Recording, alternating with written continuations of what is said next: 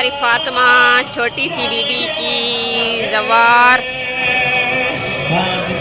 और इमाम का पुरसा देने के लिए बीबी के पास आई है फातिमा मासूमा।